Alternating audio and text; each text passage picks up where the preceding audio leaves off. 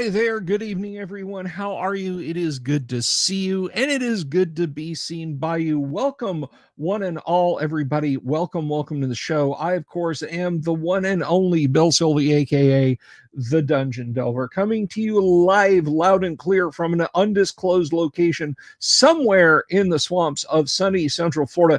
Joe Facetious, movie guy John, to be revealed, and Lord Misfit. How are you out there in TV land? But I hope everybody is doing okay. We have almost made it. Look, if you have been dragging ass, and I get it, because it's the week after, it's everybody's gone back to work. You know, you had that glorious 2 weeks, like 3-4 days in, you forget what even, office work responsibilities. I don't know what those words mean, but starting this past Monday, we got dragged kicking and screaming back to it. But guys, we're almost to another weekend. We're almost there. It is in what they call striking distance. So rejoice, and you get to spend one lovely night of this remaining time with me tonight, the Dungeon Delver. So let me ask you a favor. Let me see if you guys can do me a solid here. If you haven't already, would you please click the subscribe button? It's down here, I think, and click the bell icon for notifications if you haven't already done that. I know it's just after Christmas. You're like, but look, I have already given, so that's how it is. But clicking the subscribe button and the bell icon, that is free. That's entirely free. And you know what? I will throw in the thumbs up button. You can click that too. So I will forever be in your debt. William Sova, good to see you. And that will be absolutely awesome. We have got a heck of a good show for you guys tonight, because you saw the title card, you saw the thumbnail, the Dean's going to be here joining us, Dean from Everae Games. It's going to be a lot of fun because they have got so much old school goodness. I say there's just one of them, unless there's multiple copies of them that are going to show up, and then that's going to get a little confusing. But Everae Games have got some wonderful old school centric stuff that we're going to talk about with them in just a few minutes. Their ongoing projects, everything that's happening. Damien, good to see you. You had to sit through 3. I'm sorry about that, Yang. That's yay, YouTube. Yay. But anyway, so we're going to start that here in just a few minutes. I want to catch you all up on what we're doing as far as the rest of the week goes. Now, I know everybody is champing at the bit to get back to live play games, and I understand, because they're a lot of fun. I enjoy sharing them with you guys. But we're still in talks. Negotiations are ongoing with our Friday night crew on what we're going to do for Sci-Fi Friday gaming, because, as you know, we rode out into an orange colored sky and left Gamma World behind us. Doomsword has some things that are taking him away, as does Kevin. So we're going to reconstitute. We're going to find something sci-fi fun to do on Fridays. Just going to take us a little bit longer, but don't you worry, because we will be back. Never fear. So this Friday, that is tomorrow evening, we're going to talk about that. We're going to talk about what you guys might like to see. There have been some calls for Star Frontiers. There's been some calls for Traveler. There's been some calls for D6 Star Wars. All of those are perfectly cromulent suggestions, as is Foss's Star Trek. And so we will get we will gather your opinions and maybe open the floor tomorrow night. Joe Facetious, I don't know about Hero System, dude. I don't know about Hero System. Yang Yanzel wants pistachios and crystal in the green room. Yes. I'll talk to craft services about getting that done. But that is tomorrow night, and then Saturday and Sunday, you won't see me. I won't be here. Next week is a little truncated. Sunday, Monday, or rather Monday, Tuesday, Wednesday, Thursday, and Friday.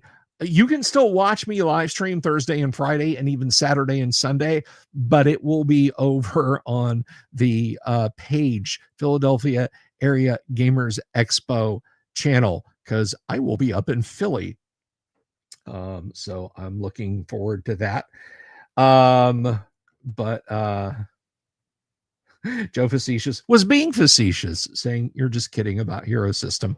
I'm not super fussed about suggestions for Hero System, but anyway, so yeah, next week a little truncated anyway, so starting a campaign and then stopping it and then restarting it for Friday nights just wouldn't make any sense anyway. So we have a roster announcement coming with our Tuesday night AD&D game. I'm going to save that until we get a little bit closer and things gel. That sounds like a lot of fun. Damien and American Brad Canada. St. Cuthbert of the Cudgel, good to see you. All right, so I babbled enough and I don't want to eat up too much time because hopefully Blues Traveler will be out later. But for now, everybody, I want to welcome a guest to the show here. Please, someone come on the show. No, I want to welcome a guest to the show here. I met this cat out there on the interwebs, and I've said before, TTRPG social media is actually pretty cool. It's actually a fun place to be. So when I bumped into Dean, as it were, out there in the TTRPG space, I said, wow, who is this guy? And got to looking into his projects. We kind of said, let's have a confab, let's have a collab, let's get you on the show. So without further ado, and him exhibiting the patience of a saint as I lay my jibba jabba fool out on you guys, let me go ahead and bring him in. And I'm going to warn you, he's got like 4 names, but we're just going to call him Dean. So without any further nonsense from me, everybody say hello to Dean. Dean, welcome to the show, sir. Thank you very much, Delva. It is a pleasure to be here. Well, it's a pleasure to have you here. And I want to say, for those of you, no, your ears do not deceive you. Dean, you are from the storied Isle of Britain, yes? So it is in the deep, dark, wee hours of the morning where you are. So I thank you from the bottom of my heart for sitting up late and staying up later, assuming I don't say something to offend you in the next 30 seconds and you leave and go to bed. Thank you for staying up late to join us on the live stream. So for those of you who have not had the unique pleasure of getting to know you through various internet channels, tell us about yourself and the stuff you've got going on. Absolutely. I'm Dean. I've been role playing since I was about 16 on tabletop. A lot earlier, solo role play, and that was a good 36, 7, 8 years ago. God, the years fly by, don't they, Delva? They absolutely fly by. It ain't the years, it's the miles. Oh God, yes. I broke my teeth on the red box set when it came to D&D. Loved it. That's basic D&D. Did a little bit of first edition, but really fell into second edition. Played that for a decade or two, and I reached a point where I had this kind of idea to create a game system, as everybody does, and it was going to be a sci-fi system set in this world I'd created. And we called it Untold Destiny and started playing around with lots of systems and stuff. But I just like to kind of play games, and I love mechanics, and I love house ruling, and I love all of these kind of just looking at what works, what doesn't work, and all of this kind of fed into me wanting to create a system that I would really like to play. And this has taken me on an incredible journey, Delva, a journey into putting myself on the internet, to meeting lots of new people, and having a fascinating journey into a hobby space that was a lot bigger than I thought it was. Coming from Wales, so a little bit of history. Was born in Africa.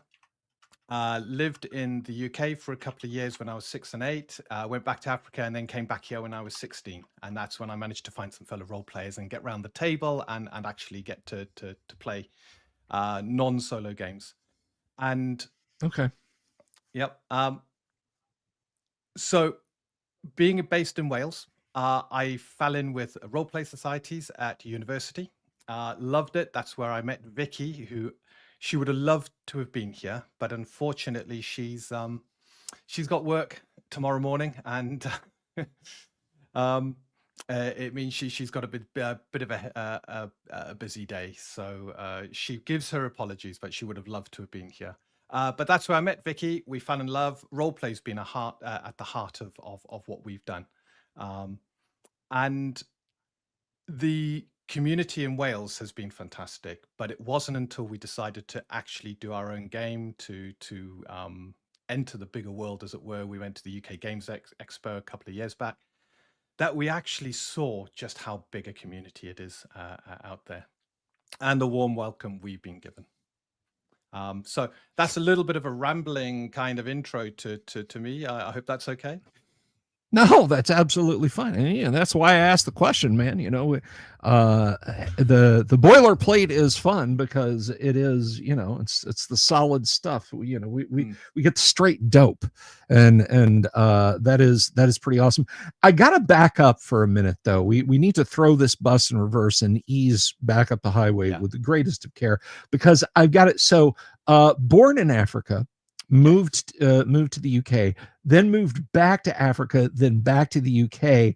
And you kind of alluded to my answer here. So I think I know what it is, but I'm going to ask you anyway. Any kind of a TTRPG scene in Africa? When I was there, no, not at all. Not even close. We had fighting fantasy books. We had a good array of these sort of solo games. Tunnel and Trolls.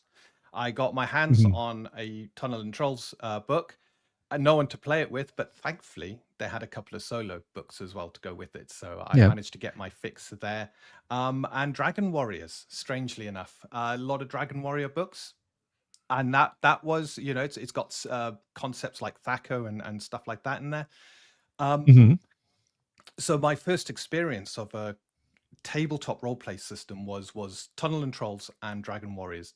Dungeons and Dragons never got over there, but I suspect with the satanic panic going on at the time and stuff like that, it was very religious back in Africa. So I suspect certain things were probably considered by marketing teams as inappropriate to put into the bookstores. Sure. I mean, you've got to.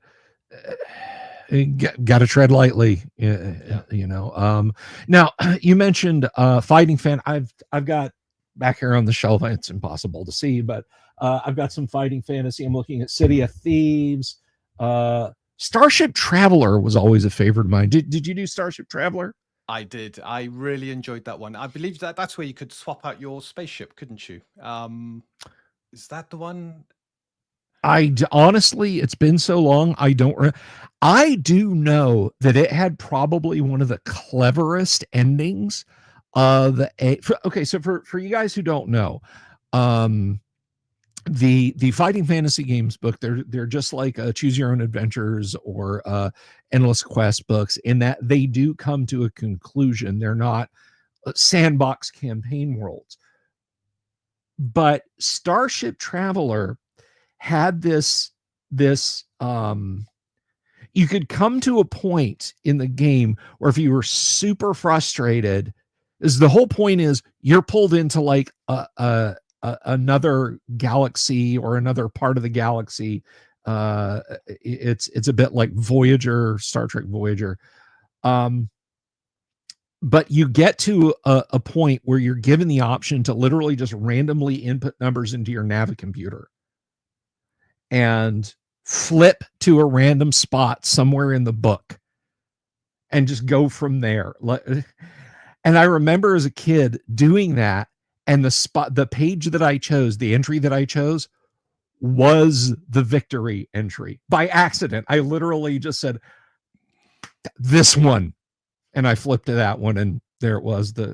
I accidentally the book. But did you ever get that ending? I can't recall. I don't think I ever finished that book. There was a lot of fighting fantasy books I never completed because Mm-hmm. that was back in the day where and the sorcery series was my favorite by far. But there were Oh yes, yeah, I played so good.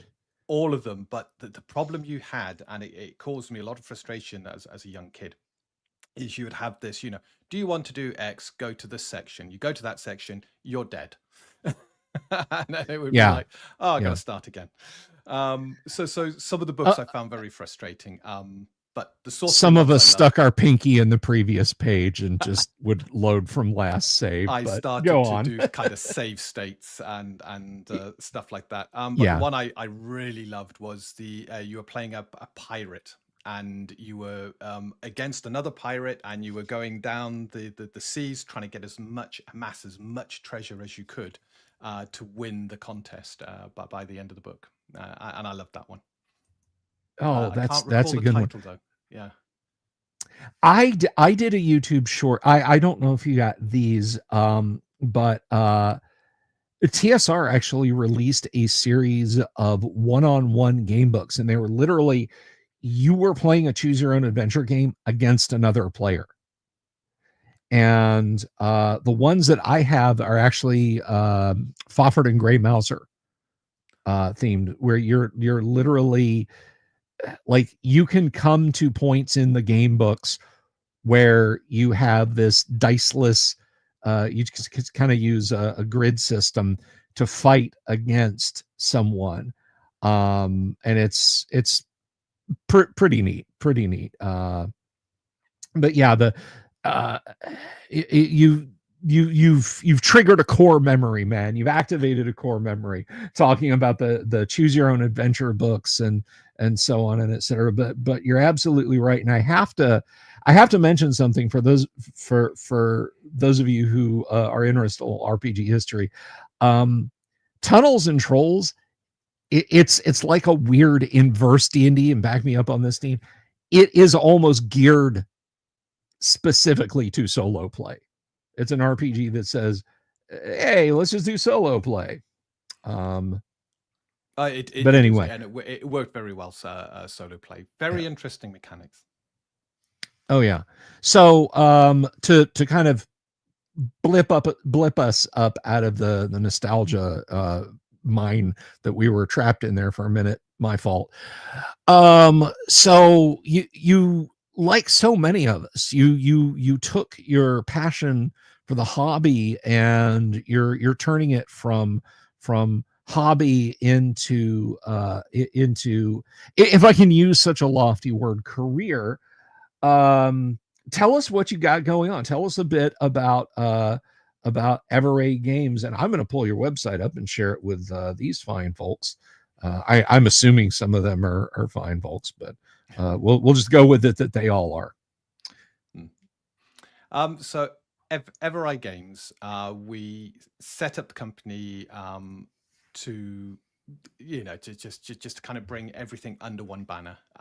But originally we were looking at just doing our own game system, and at the time, so this is back probably. I mean, my working on Untold Destiny as a concept has been going on since about 2008. And I first started by just looking at a lot of dice systems, a lot of mechanic systems, seeing what works, what doesn't work. It's something, in fact, it leads into something you said on Jack's channel the other day, which is Chesterton's gate, which is you really Yes, need to understand something before you start making changes to something. that is very true. So I was looking at all of these dice systems. I was looking at all these mechanics. I had a wealth of experience of playing things like Shadowrun, D6 Star Wars. I noticed you mentioned that, and that's of all the Star Wars editions. I think the D6 Star Wars edition is by far the one that captures the essence of Star Wars. Um, Earthdawn and their Fibonacci kind of number sequence for XP and the way the step system works. So I was exploring lots of different dice systems, lots of different mechanics, and spending year after year kind of going through the pros, the cons. And this was all to build a sci-fi based system, because we had our fantasy system. We were playing second edition at the time. In fact, we were playing 3.5. We're about to move back to second edition because I was terribly upset with 3.5 and the power gaming possibilities within that system. It was just, I had a table with 2 power gamers, and you can imagine if you got a system where it is so easy to power game, it's either you constantly as a DM going, look, you can't do that. No, don't do that. Look, I've been to the website. I know this is a power build and it's going to cause problems. Yes. And I just went, no, we're going back to second edition because it's a lot easier to control. Things are a lot more balanced, and we played it in the past, and we like it. So I continued work on the sci-fi system. I then left my job.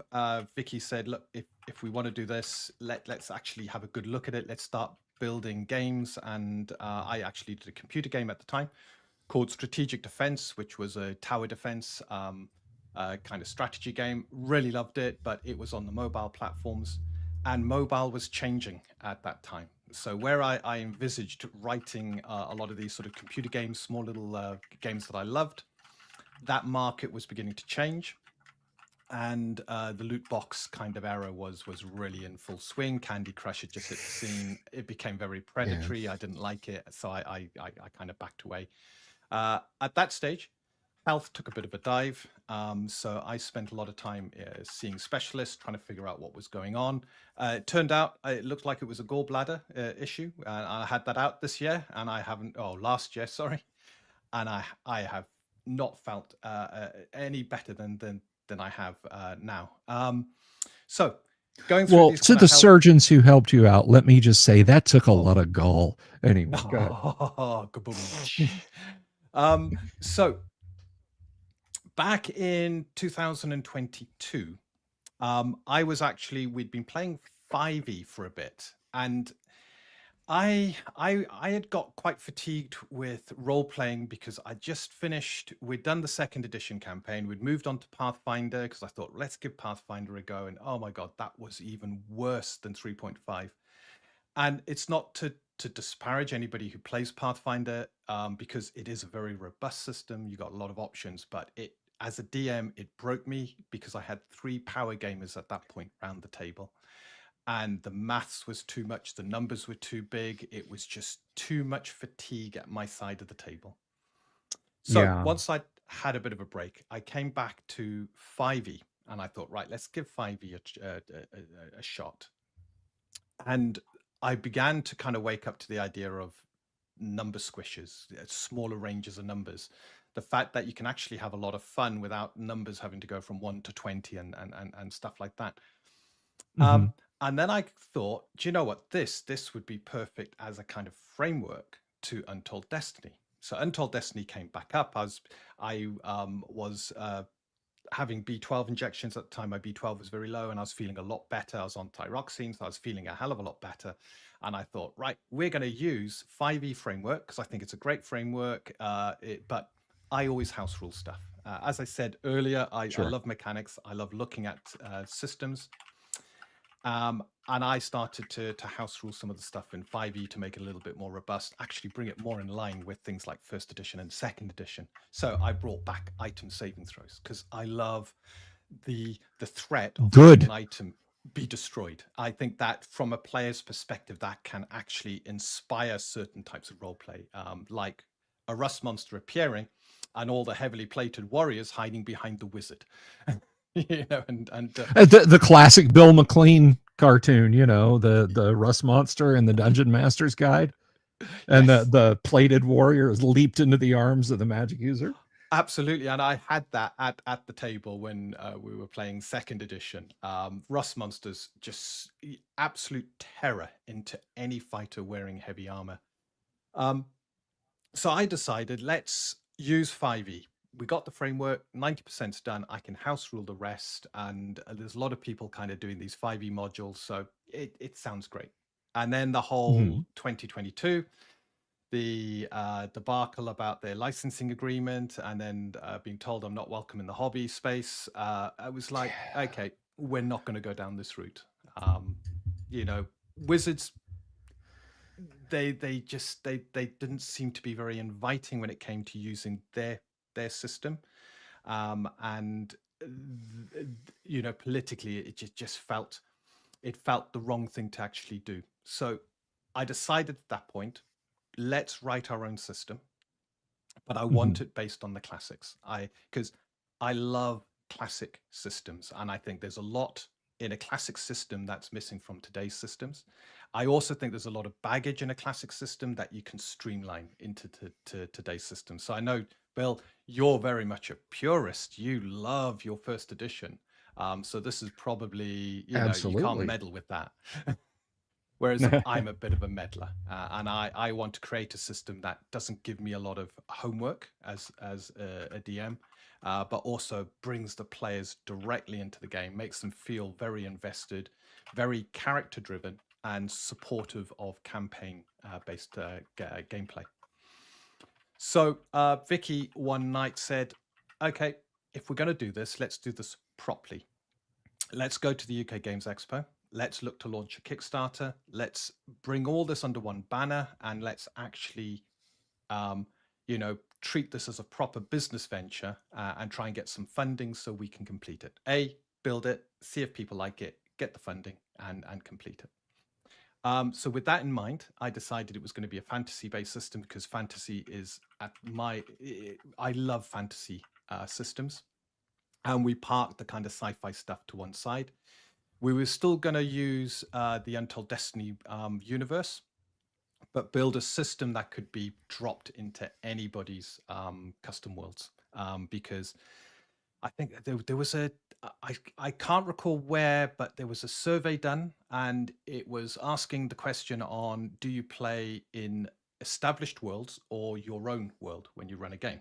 And I think about 80% of DMs said, it's my established world. It's my created world rather than an established world. And I think a lot of DMs like to create their own bespoke worlds and then run players through it.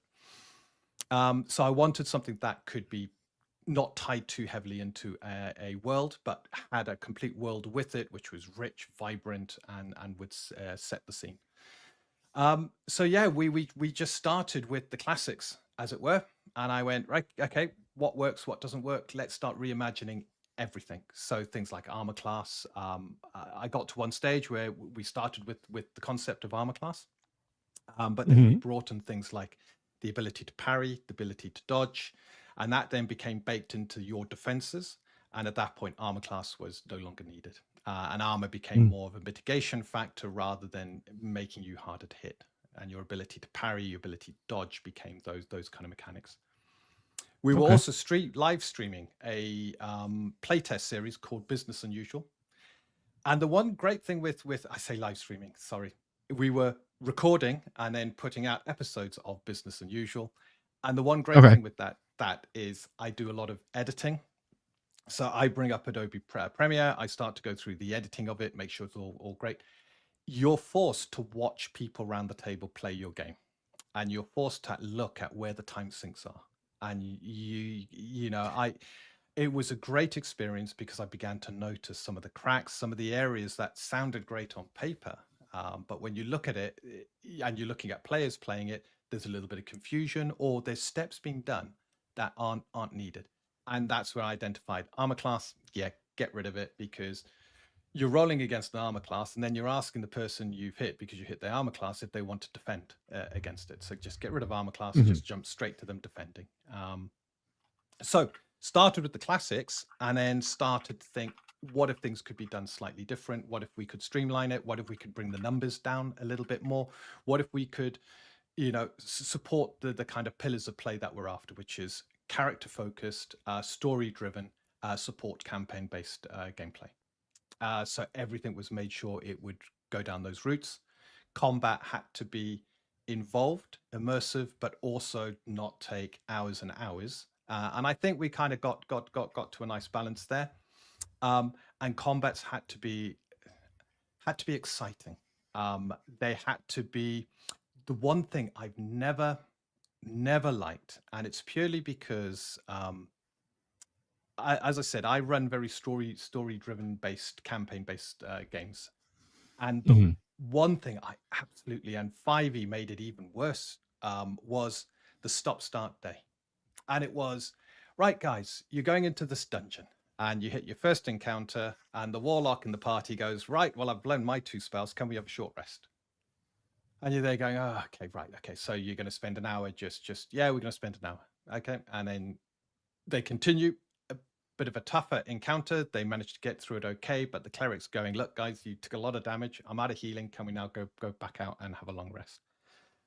And unless you are building encounters in a way where there's time limits and stuff like that, and you can't always do that, the players pretty much can just drop back out. They have a long rest, they go back in, and you end up with this stop, start, stop, start, stop, start. And it didn't feel natural. It didn't feel immersive. And I wanted to get rid of that kind of mechanic. And one of the big brainstorms I had was around resources, combat resources, and whether they should be limited, so spell slots or spell points that don't come back until you've had a rest, or whether there was something else we could do. And that's when I came up with one of the core concepts to Untold Destiny that I think really brings the system alive. And that is your combat resources, they come back. At the end of an encounter, you spend a minute, you catch your breath, you get your hit points back, you get stamina back, you get your spell points back. So every encounter you go into is considered balanced because you haven't got these one-off abilities that allow you to punch above your weight. So combats now suddenly became quite exciting. You would still have your easy combats and you would still have your incredibly challenging combats. But whenever you started a combat encounter, diplomacy had failed, stealth had failed, or the enemy was just after your blood, combat encounter starts. You're starting with everything at your disposal. So every combat encounter is a kind of balanced encounter. You're not there as a DM thinking, oh, I got to throw 2 light encounters, 3 medium encounters, and 1 heavy encounter to make sure they use their resources for the day and that it's a balanced day. And that led to the... Sorry, no, yeah? Go ahead. I'm sorry. No. You go ahead. I'll let you finish. That led to a natural adventuring day. So you would... The party would keep going and the flow, so you go into the dungeon, you just keep going through the dungeon, encounter room, investigate, explore. If someone got too wounded, so this is where the permanent kind of effects of combat came in, which is the wound system. So if you take too much damage, you're brought to 0 hit points. You don't go unconscious. We used to say you went unconscious, and then Vicky came up with this idea. Well, what if you just remained standing until you died? And that actually it completely changed because as a player, you were now no longer in a combat position where you thought, oh, I'm unconscious, I've got nothing to do. You were conscious, but you were sweating bricks. You were like, oh my God, I've got wounds stacking up. I need to get somewhere safe. I need to do something about this. So you always had player agency in those situations. But the wound system was brought in as the kind of permanent effects of combat. You're brought to 0 hit points. You can now take wounds, and those wounds stack up. If you get 5 wounds, your character's dead. We decided there wouldn't be resurrection magics, no raised deads, nothing like that. There wouldn't be healing in the way of spell healing, but everybody can do a recovery action, which allows you to spend an action in combat to recover a small amount of stamina and hit points. And then the healing skill with a first aid kit can help you recover more. So at the end of a combat encounter, you could end up with 1, 2, 3 wounds. You can still continue your adventuring day. But at that point, you're beginning to think, guys, I think I might need to can we look at taking it a bit easy, or can we actually now retreat? So your adventuring day became very natural. And the only two things that would kind of disrupt it was if you ran out of hours in the day, you got tired as an adventuring group, it was time to look to make camp, or if someone got too heavily wounded and you had to retreat to look after them, to try and heal them. And then healing could take I think in one of the instances, we had a character that was down to they had 4 wounds, so they were 1 away from dying, and it took them about 10, 12 days in game to heal, back up to about just, I think they had 1 wound left before they had to go adventuring again. And it created this really great feeling of your characters having proper peril, because it wasn't you took hit points or you lost hit points and then 1 long rest, you were completely back to full. You would have these permanent wounds that would linger with your character. They couldn't be got rid of very, very quickly. And they would provide these small little penalties as they stacked up. And there was always that, oh, I've only got 2 wounds, so I'll be fine, I'll be careful. Then you get a 3rd wound, you're now 2 wounds away from death. Then you get a 4th wound. Now all of a sudden, 1 more wound and your character's gone, dead. You're creating another character. And it brought the amount of times around the table, players were absolutely on the edge of their seats, and each dice roll they were watching and they were just praying and they were hoping. It brought that excitement I wanted in combat. Okay. Well, you touched on a couple of things, and the first was the most interesting to me. And one of the things that I've been forced to do with the YouTube shorts is edit. I don't know if you've paid that much attention to the way I talk. My poor audience is subjected to it 5 nights a week. When I just sit here and speak, I have more pauses than a Pinter play. But the sitting down and taking 3 minutes of video and hacking it into 3 1-minute chunks and then hacking that into a 40-second chunk means all the pauses, all the breaths, all the ums, all the verbal stops, I have to go in and slice those out. And because I don't appear in my YouTube shorts, it's not like this weird, awkward, I'm kind of blipping around. It's just all those taken out. So I definitely understand what you mean when you say you become aware of things. And my God, I wasn't aware of how often I stop and like suck in a great lungful of breath when I'm talking. I sound like I'm dying on an oxygen machine. It's horrible. So those of you who like my cadence on the YouTube shorts, yeah, unfortunately, this is what I really sound like. But more directly, I am actually fascinated by this.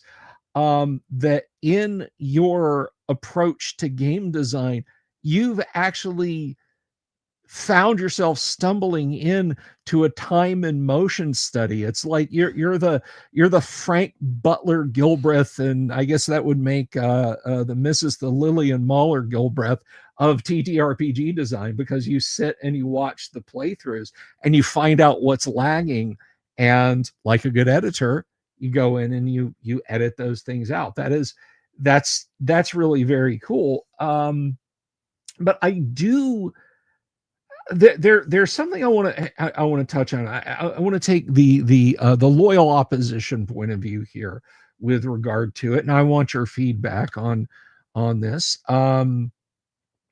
So with regard to all encounters are perfectly balanced and that sort of thing, I come from the school of thought that the encounter is the encounter. There's a room in I think it's G3, Hall of the Fire Giant King, that has like 36 trolls in it. And an AD&D troll is like a 6-hit die monster, and they regenerate, and they can eat you like a snack cake without any problems. And it's there. It exists there. It is neither balanced nor unbalanced. It's there. And if a group of adventurers, we're first level adventurers, we hear the pinioning of mighty wings and look up, and there goes a green dragon, and he lights on a hill over yonder. It's I guess my point of view is, it's not up to me, the DM, to say, don't worry, guys, because of how the system works, that dragon is perfectly balanced. That encounter is going to go just exactly boom, boom, boom. Do you, looking at it from that way, how do you deal with those cases of, look, the world is the world and the world is not necessarily balanced. My local high school football team is not going to go play the Pittsburgh Steelers with any hope of beating them, but they know that, and they're not going to do that. So what do you say to that? Absolutely. When I mentioned perfectly balanced, I was referring more, and I kind of misspoke here. I should have clarified. I'm referring more to the fact that you know what the party is capable of going into that encounter. It's not like someone's still got a high level spell slot and they can burst above, or a daily ability where they can suddenly be far more powerful than they would normally. Aha. Okay. It's that level of balance. No. It's completely my fault. It's very ambiguous language I use there. When it comes no, that's why we talk. Absolutely. When it comes to the difficulty of the encounter, that's where I'm building random encounter tables. You can hit encounters far above what you can deal with. And in those instances, you're going to have to hope that if you're out in the wilderness, your camp has been selected well. It is camouflaged and hidden. And hopefully whatever's been randomized doesn't see you, and you don't, invoke its ire and draw that encounter to you. There will be times you have to flee as a group. And I've had that in a few games. And indeed, and we're doing a complementary adventure, and there is one encounter in that adventure which is above the weight of what the party is typically capable of. And it's even caveated there for the person running the game. Be aware, this encounter is difficult. And you've got to have those encounters to test the party. You're going to have some easy stuff. You're going to have stuff which is kind of around the party's level. And you will have stuff where the party are really having to pull out all the stops to win. Or they assess it beforehand and go, do you know what? We're not meddling with that. We're not trifling with that. Let's pull back. Let's leave that for now. So yes, as far as it comes to encounters, the system supports the idea that every encounter is not going to be balanced to what the party can handle. It'll come down to what's been randomized and many other factors, like have the party initiated an ambush to make it a bit easier? Are they being ambushed, which makes it a lot harder? It's when I was looking at kind of CRs, and because they had challenge ratings and stuff like that in 3.5 and in 5e, God, just take them, throw them out the door. They're useless. They're handcuffs on DMs.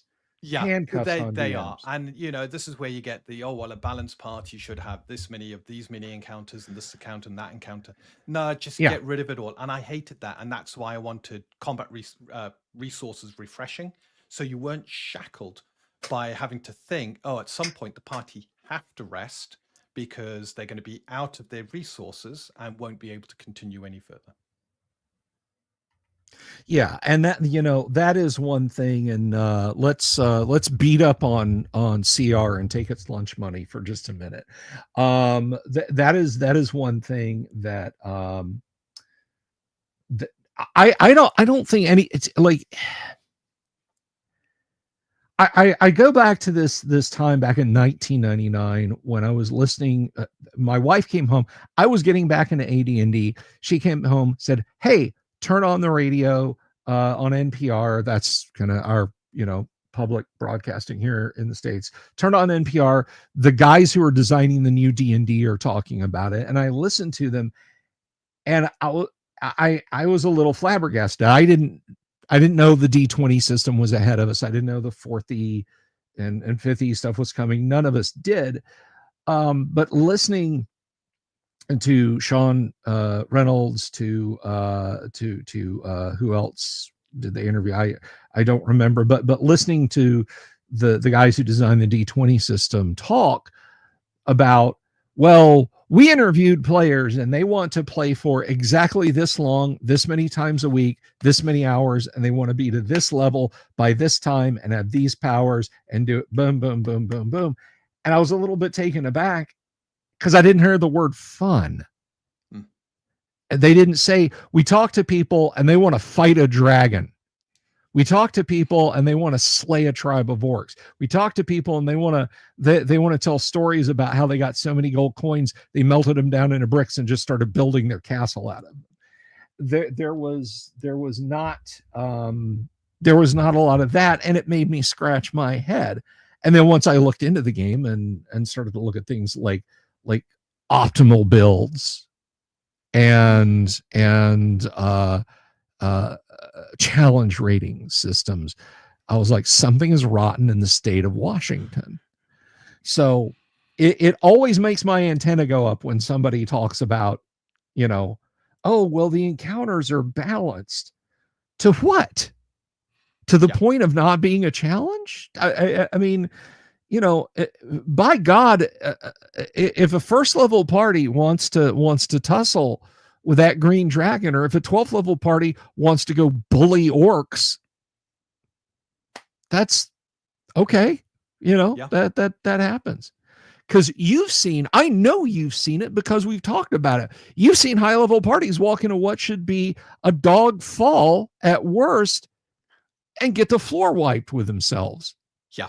It's like there were 10 of us. We went into a room with 30 kobolds, and it ended up with the 2 live characters dragging the least wounded unconscious characters out. So I'm glad. Yeah. Go ahead. Yeah, I was about to say, some of the most memorable encounters that I've ever run have been the result of a roll on a random table or something like that, which has been an encounter that's far more difficult than the party can handle, but they've come up with an incredibly imaginative way, clever tactics of dealing with it. And you don't get that if everything is highly balanced and fine-tuned. Exactly.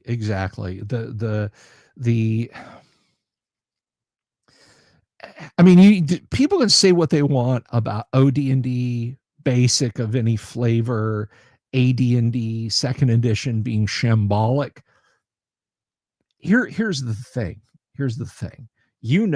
And I know, this goes all the way back to Chesterton's Fence. It wasn't shambolic. Underneath those rust spots and the bondo and the rattling exhaust and everything, there was a very efficient high performance machine in those old games that worked exceedingly well, which is why I still play first edition AD&D. But let's circle back around and talk about your stuff, because I want to hit you on something else here, because you talk about the adventuring day in your game. What about random dungeon encounters?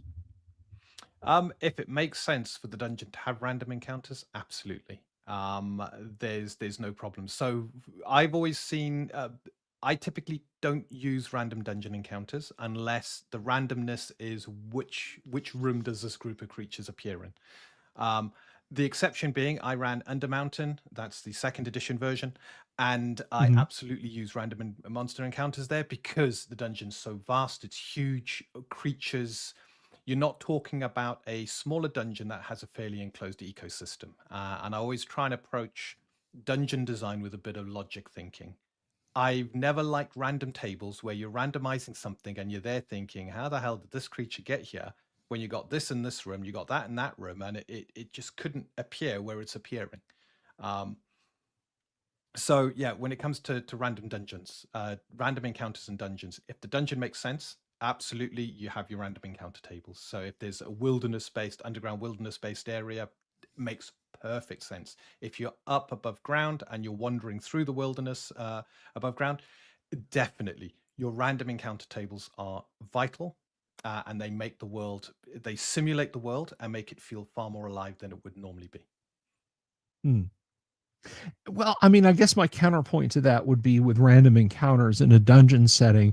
I mean, consider an office building, right?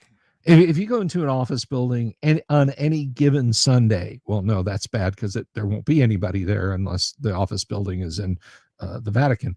But you go into an office building on any given weekday. People do not show up at 8 o'clock, sit in their cubes, and then stand up and walk out at 5 o'clock. They're going places. Even if it's just at the coffee machine, even if it's just to pretend to go to the coffee machine to stretch their legs, people are constantly moving about. And why is the IT guy in the break room? Why is the hardware engineer standing next to the potted plants? Well, it just that's how a living world goes. So I'm a little bit more loosey goosey with random encounters, and I guess more my question is, how do taking your system now with the and I don't use this to mock or anything like that, but with the precision with which you've built the game day, if I want to have an Undermountain type setting, even Caves of Chaos have pretty robust wandering monster tables in them. Don't ask me why there's 30 gnomes walking down the hallway of the kobold lair. It just happened. How do I, as a game master playing your system, reconcile that game day layout you've got with, we just bumped into 4 ogres and now our gaming day is wrecked or foreshortened or whatever? Spell me. Okay, the random encounters would work perfectly fine. If you're creating that kind of classic get into the dungeon, random encounters in that dungeon, get back out, have a base of operations, it works perfectly fine. Your adventuring day remains unchanged in that you start your day, you outside the dungeon, you go in. Your idea here is we want to explore as much of this dungeon before we're forced to have to retreat, either due to wounds or due to just the day running out and us being tired. If we go in and we get unlucky and we hit one random encounter after another, and the sun's now setting outside, we're exhausted, we've done 10 random encounters, that's perfectly fine. You're now leaving the dungeon. You've got the experience of those random encounters to consider when you return to camp, and you can return to camp. Even to the point where at that stage you can say, do you know what, guys, the session's done. You're out the dungeon. We've had a great time. 10 random encounters, but that's the way it happens from time to time. Between now and next session, let's go into one-to-one time, and you got 7 days to consider what you're doing. So it would fully support things like one-to-one time and stuff like that. It's what I've tried to do is build a flexible system that can be used for how I run my games, which is very character focused, story driven, campaign based, but is robust enough that if you want to play the classic, I'm thinking here, Temple of Elemental Evil, you had a town. You had adventure sites within about a day's journey of that town. You could dip in, you could come back to town, you could bring your loot back, you could, do whatever upgrades and stuff you wanted in town, then you went back to your adventuring sites. Fully supports that kind of classic model. And indeed, our complementary adventures based around that kind of classic design, where you got a base of operations within half a day's journey of that, you've got the dungeon. The dungeon is about 3 levels. And is designed to give you a really good experience of Untold Destiny, what it's all about. I don't think we have random encounters in the dungeon because it's a fairly closed environmental dungeon, and the story kind of doesn't support random encounters until you get to the bottom level. But yes, it supports all of those kind of classic approaches to running a game. And the adventuring day, it's not like you're going to start, hit your first encounter, your fighter's down to a couple of hit points and going, guys, we got to leave. So long as they didn't take too many wounds or any wounds, you go from one encounter to the next until the day runs out. Okay. All right. Well, fairly asked and fairly answered. Because like I said, I like me some random encounters. I really do. By the way, apologies there for the confusion on the comment about our Brazilian guest. FM from the United States. Greetings to you. We're globe spanning here at the Delver's Dungeon. I just got to let you know. That's not just my waistline. So the next question, the vital question, the important question is for those interested. We've got the website up here. Can we get this in our hot little hands yet? And if not, why not? Yes, it's coming out on the 29th of this month. We're in editing at the moment, doing the final touches before we go into the final layouts. It will be a PDF pack on our website. Okay. And there is a countdown. I think if you scroll down a little bit on the website, there is a Let countdown. us scroll down a little bit. Let me get over to that window. I have about 380 windows open right now. So and there we go. It's almost 20 days, 5 hours, 2 minutes. Yes. So and it's to this complementary adventure. It's the first part of our first adventure module, which is Beneath the Dragon's Gaze. And this one focuses around Port Orion, so it'll have all background stuff. We're going to have 3 parts to this pack. One is for the players, so it will have the rules of play, all the equipment, so you can upgrade your gear and stuff like that. We will then have pre-generated characters. There's 8 characters in total. And then we'll have the Games Master section, which is the adventure, setting it up, the dungeon, and then any additional rules that just help the Games Master. So it's all designed to get people up and running as fast as you can, to have some characters you can play with. Later on, so it might be February or March, we are going to release a pack, again, free, complimentary, where you can actually use the 8 classes that we had pre-generated characters and create your own characters with that. So enough information there to create some base level characters, to play the game a bit more, and to explore the system itself. Now, I have seen kind of going by on the screen here, and I can assume that's not just some clip art that you've created just for the purpose. Right there is we have a nice world map. So does this game, is this like baked into a campaign setting? You know, kind of like I tend to think of AD&D as the Greyhawk game. Although there's people, they're wrong, but there are people who think that it's Forgotten Realms, Dragonlance. But with yours, AD&D. A lot of people don't realize the player's handbook in AD&D is focused on Greyhawk and the gods very mentioned so. and stuff like that. It's all about Greyhawk. We've taken a similar approach. We have a world called Kaseya, so it's a lot of the references in the player's handbook refer back to Kaseya, but the way the system is designed, it's very modular, so you can easily adapt that to any of your own worlds without losing. It's not like we have mechanics that only work within our world. The mechanics are kind of universal, but we flavor them for our world, and you can reflavor them for your world without any problems at all. To give you an example, when you create a character, you got heritages. So this is where your character's heritage is from. And we got areas like, for example, Harbor, which is a massive metropolitan area.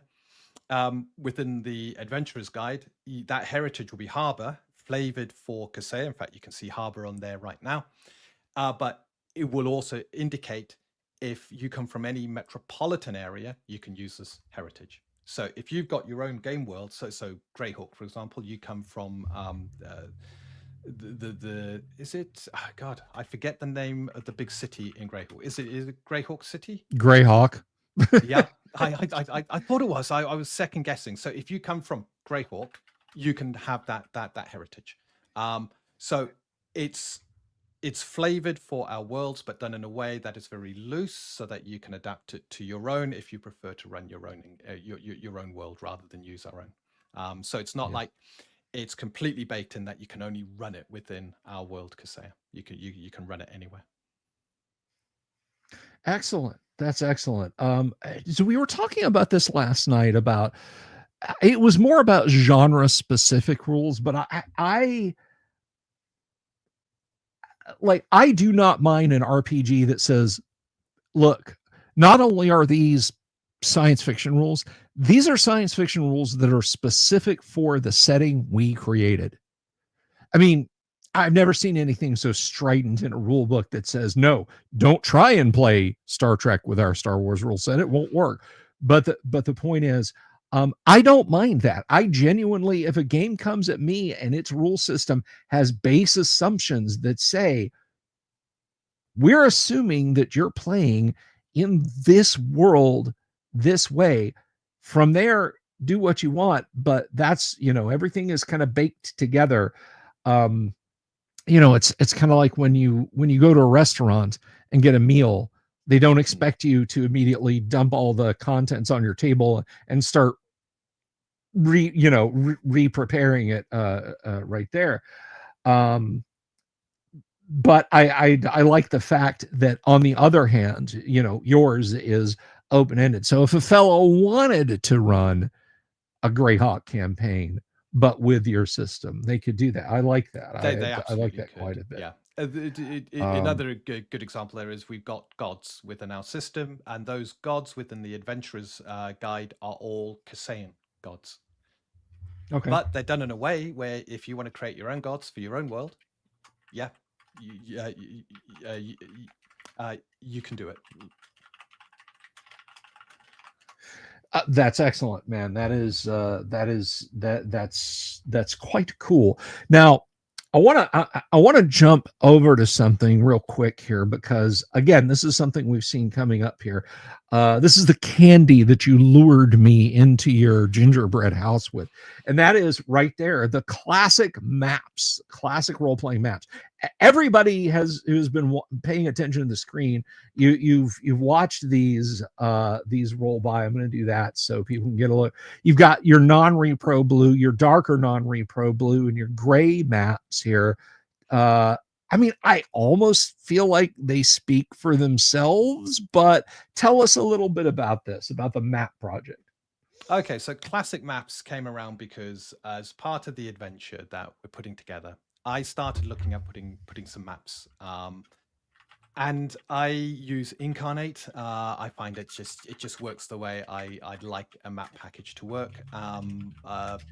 And I wasn't finding anything on there that was satisfying me. All the maps, there was so much clutter, there was too much art. It was just, you put together a dungeon and the dungeon just looked messy.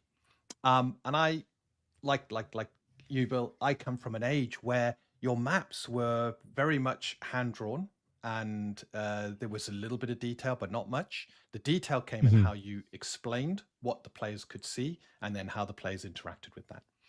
And Yeah.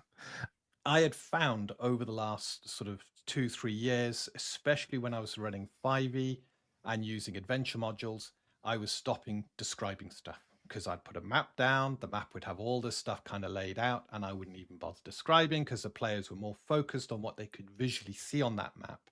Um, and I decided, okay, I'm gonna go back to the classic maps. I want a map that is clean, sharp, and puts the power of imagination back into the hands of the DM or the GM running the game. Um, Mhm. and I started having a look. Is there any stamps, templates that I can use to quickly knock these maps up in a package like Incarnate? And I found a couple, but they just weren't quite what I was looking for. They didn't give me that aesthetic feel of a classic map. And then I went, how hard is it to actually make this myself? And I started playing around with it, started creating some stamps, bringing them in, hitting a few problems, but then quickly working through those problems. And voila, I came up with over 100 stencils that you Mhm. import into your package, and they give you everything you need, from walls, secret doors, all the classic kind of legend stuff that you've got in when you're putting a map together. So your hidden trapdoors, your visible trapdoors, your traps, your pits, your covered pits, stairs leading up, spiral stairs leading up and down, all of that kind of brought in so that you can very quickly, and the example I did there, you should recognize, you might not, but I wouldn't be surprised. That is Undermountain, and it's the first level of Undermountain. So you got the entry well, you got the Hall of Pillars, you Okay. got the Hall of Mirrors then as you go through. And I knocked that up very quickly using the map stencil, just to give an example of, there you go, this is how quick and easy it is to actually produce that classic feel map. Yeah, that was causing an itch back here in the old lizard brain. I was like, I know what this is. I know what this map is. Okay, so when you say stencils, you can import into whatever. Uh, I'm not a design guy. I mean, I use Dungeon Scroll, stuff like that. Tell me a little bit. Are you talking Photoshop, GIMP, that kind of thing? Uh, well, with I brought these into Incarnate, so it's a map package. It supports a grid, it supports a snap to grid, and that's pretty much all you need. And then Okay. there's a way you can layer two walls at right angles. You then zoom into the wall, and Mhm. then you can resize so that the walls are just overlapping, and that now gives you your scale for your stamps, given the grid layout you've got.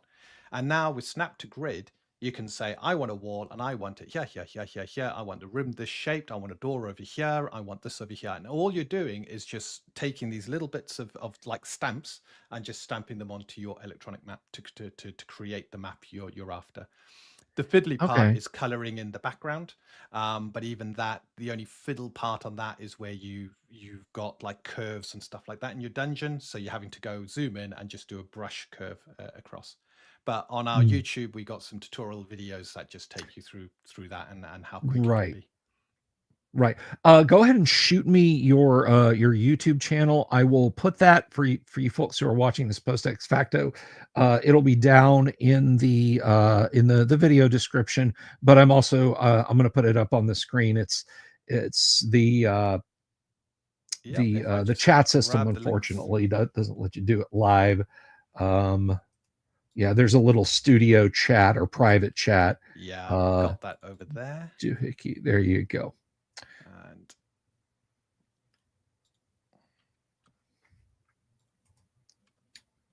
if I pop that in there. There we go. I see it. Okay. So you guys need to check them out. Throw them a subscribe. I will consider it a personal favor to me if you guys will do that there. And we're going to just, for the time being, so folks can actually see this, uh, so you guys can go over there and check them out on YouTube.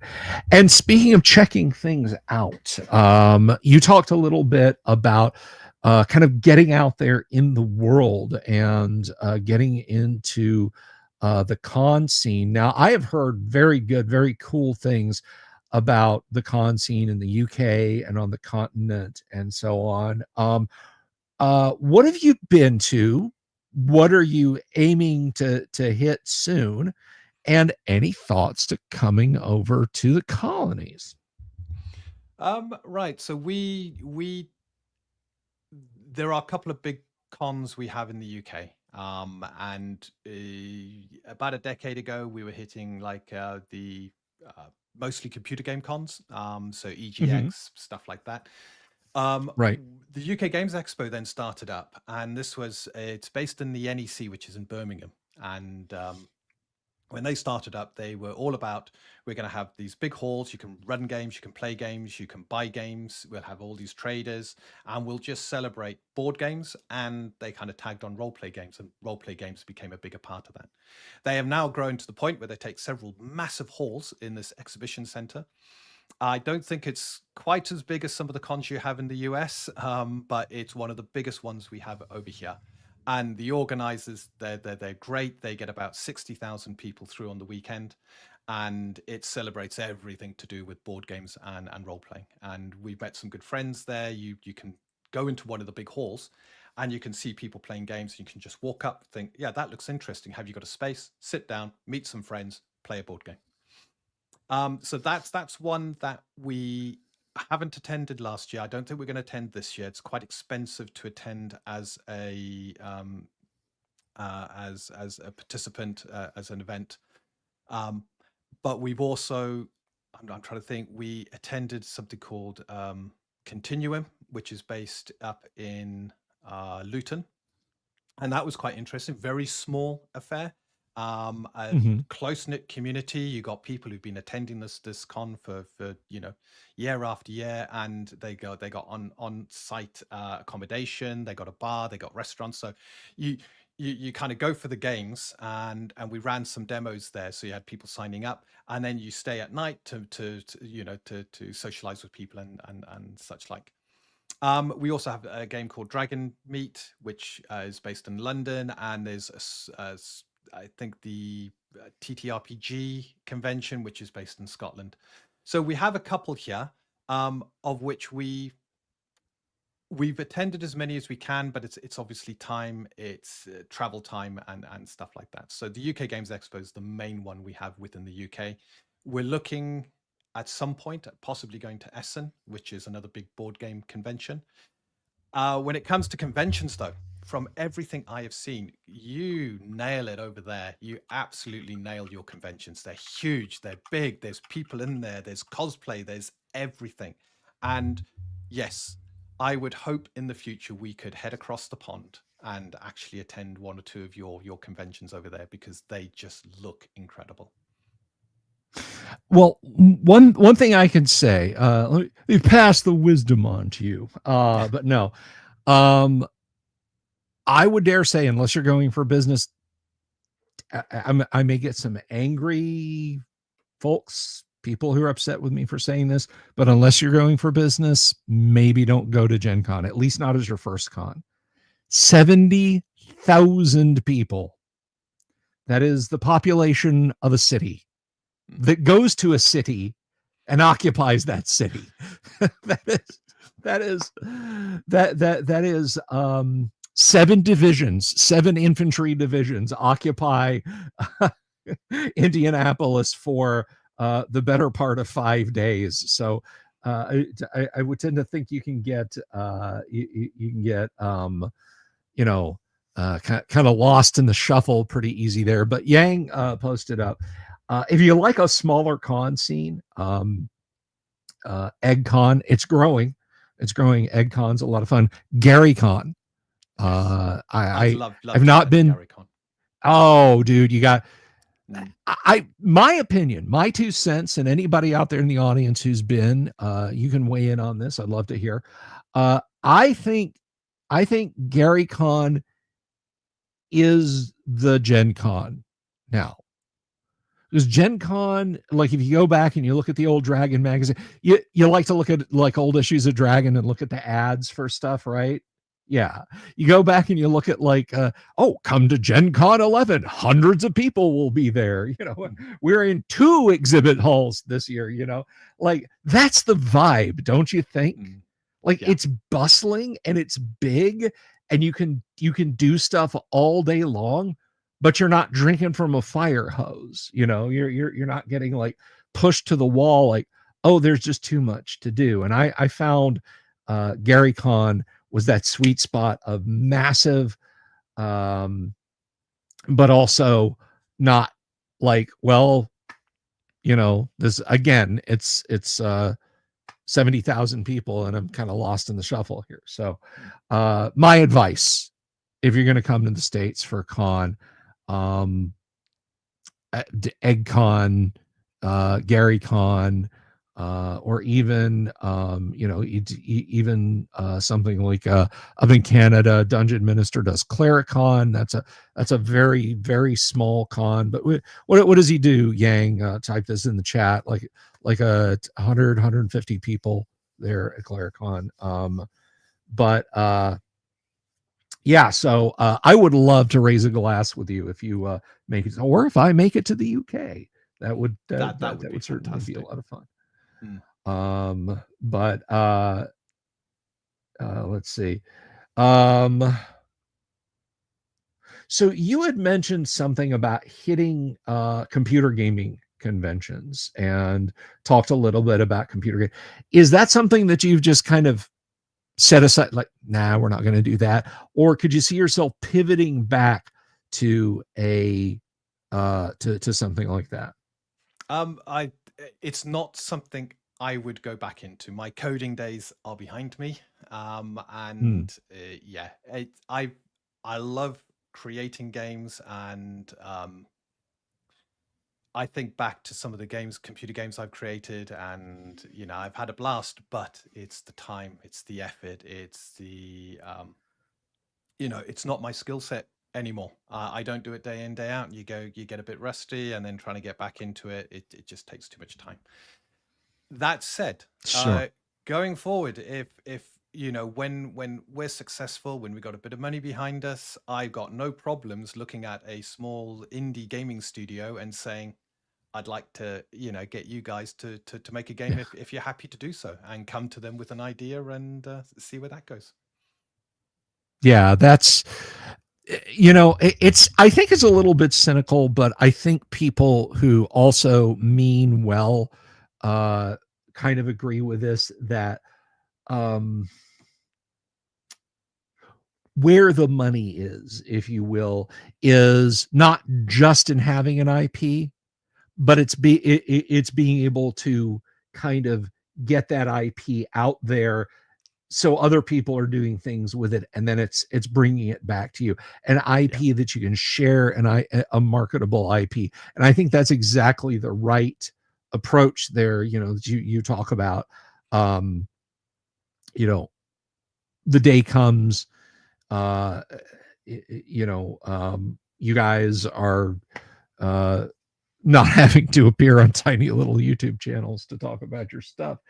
um and you can pivot and say, here you go, XYZ Studios, make me a brilliant game, let me know when you're done, here's the address to mail the check to.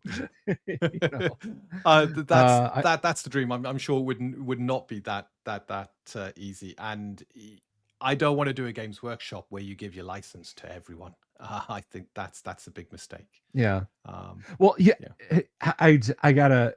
You heard about the GW exec that accidentally handed Amazon like the entirety of their intellectual property in a meeting? No, I didn't. Oh God. So when they were talking about the Warhammer 40K show that they were, because they had they had Henry Cavill, big Warhammer player. He wanted to push it, so he was in the meeting, and the Warhammer exec did a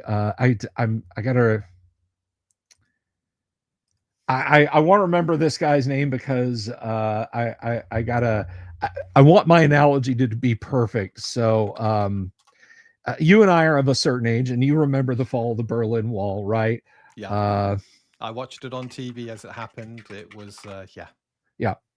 So for you folks who are younger, the Berlin Wall fell because a really tired government spokesman said something wrong on TV. I mean, he literally ended the Cold War by saying, I don't know, right away, I guess. And that was it. Game over. Gunter Schabowski. So this poor GW exec, because here's Amazon, here's Henry Cavill, who's leaning more towards Amazon than he is towards Games Workshop. And Amazon's like, well, how much latitude do we have with this? And, how much access do we have to this? And the GW guy basically said, well, as much as you need through Henry Cavill, you can just do what you want as long as Henry's okay with it. So he basically handed all of their IP to Henry Cavill, who said, here you go. So you're absolutely right. That's something you have to be careful and watch out for, the Gunter Schabowski moment, that you don't accidentally like, oh yeah, you guys want to make a computer game? Here you go. Here's my IP. Have fun with it. Yep. And you turn around and you're like, what did you do? So, but as for keeping it with pen and paper and so on, once you've gotten the core rules off the ground, 20 days. Now, is that 20 days till a Kickstarter goes, or is there a Kickstarter going on right now? No, there's no Kickstarter. It's 20 days, and the complimentary adventure goes up on our website. So we're kind of consider this, we're in our beta phase now. The rules are done. Okay. But we need to get out there. We need to get people to play the game. And the best way to do that, you give it out as a complimentary first level, so people can just pick up the rules. They can have a read of them. The actual mechanics of the game fit within about 20 pages. And then the other half of that is just gear and equipment. The actual rule book and mechanics, again, you're probably talking 30, 40 pages. The rest of it is just all the options you've got as a player, all your customization options, the gods, the spells. I noticed someone in your chat mentioned about having companions and stuff like that. We actually have rules for using summoned creatures that work incredibly well, and having companions focused primarily on having beast companions. So you can play a ranger with a wolf beside you, and that works beautifully within the game. And then the Adversaries and Allies book will expand that to hirelings. So you can actually, my vision has always been, you're this big plated warrior. Our weapons have these mechanics that make them really good in certain situations. So you got this big knight, he's got his squire behind him, he's looking at the creature in front and going, I think for this one we need the lance. Yes, give me the lance. And your hirelings running off to the big to the mule, which is carrying all the weapons, because we got a really lightweight but very, very effective encumbrance system, and grabbing you the weapon you need to quickly come back to you and support you in that encounter. And part of the magic of that, because I've always liked the idea of hirelings and companions, but one of the problems you always had is, especially in first and second, their hit points. Their hit points were typically quite low. You get one bad dragon breath, they're caught in one area, they can die within an instant. And we have a mechanic whereby if you've got a hireling or a companion, they have some hit points. It's not as much as a creature of their level, but you can take damage on their behalf. So that's you kind of pushing them out the way, you're getting in the way, you're taking some of that harm instead of them. And instantly you end up, and I know you use the word balanced, it's a balanced mechanic that doesn't make it so that everybody has to have a companion to shine. But if you've got a companion, you get great benefits, but you've also got this risk reward system. You've got someone on the battlefield. If you want to keep alive, you're sacrificing your hit points at times to do that. And keep them alive. But then you got this extra person, swift action from you can allow them to leap into combat and actually begin to do some incredible things. So it all works really well. And yeah. Oh yeah, it sounds like it. It sounds it sounds superb, and I do want to I have to ask, because I'm a guy who loves an adventure. Give me adventure modules. So core rules are coming out, complementary adventures hitting. When do the modules start rolling out? Okay, so once we're in the position now where we're trying to get following. So we want people to play with the game. We're going to have an expanded set of rules so you can create your own characters, give feedback, and hopefully we start to build our following. Once we've hit a certain traction, so this is now then us going out, we're going to be doing a lot of one-shots, doing invite one-shots on Roll20, and then looking at attending cons. Once we feel we're in a position, we've already attempted one Kickstarter. We were told, took a lot of advice, had a marketing guy on board who just wasn't the right fit. But everybody was like, just do a Kickstarter. It's simple. You get the funding, you'll be fine. And the Kickstarter, we got close to actually funding, but we missed it. And we're kind of glad we did, because it gave us more time to really bake in the system and to make those final changes. Once we've got the following, we'll be back to Kickstarting to get the initial books, rule books, up and running and out. And then we will also be kickstarting several adventure packs. So the complementary adventure is part one of a three-part pack, and the part one will take you probably to eighth level. The complementary part is just first level, and it's the way we're going to do this is our adventure packs will focus on key areas around the world. The first one is more of a sort of campaign driven, but the other adventure packs we're going to be planning will be, okay, this is part of the world. Here's what's in that world. Here's the adventuring sites. Here's ideas for a campaign-based play through this adventuring site. But really, this is a resource pack of that part of the world, including very detailed random tables and points of interest. So you can, for example, have your own adventure going on. You pick up the pack and you go, well, they're in this area, and this old ruins is also in this area, and you know what? That's a perfect match. I'm going to drop that into my game, and you just pick that up from the pack and drop it in. Excellent, excellent. So soon. Soon. We're in the building a following phase and getting our name out there and getting people to play the game. Then that's this goes back to what we were discussing earlier about a campaign setting, modules, that sort of thing. We'll see a campaign setting eventually. I guess you're aiming at that, I guess, right? Okay, all right. Yeah. Very we're cool. looking at having the Kaseya campaign setting, so it'll be a book, it'll be the starting area plus the surrounding nations, and it will set the scene.